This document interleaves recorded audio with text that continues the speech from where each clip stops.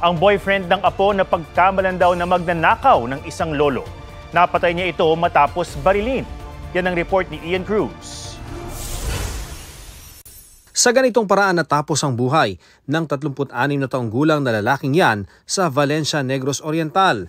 Dumalaw siya sa bahay ng kanyang girlfriend at nag-uusap sila sa sala.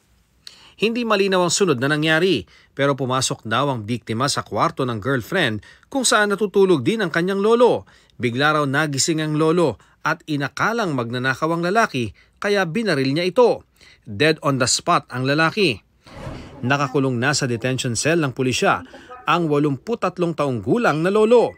Sinampan siya ng reklamong murder at illegal possession of firearm. Hindi pumayag ang mga kaanak niya na ma-interview ang lolo dahil tumaas daw ang blood pressure nito. Wala namang pahayag ang nobya na nakasaksi sa pamamaril.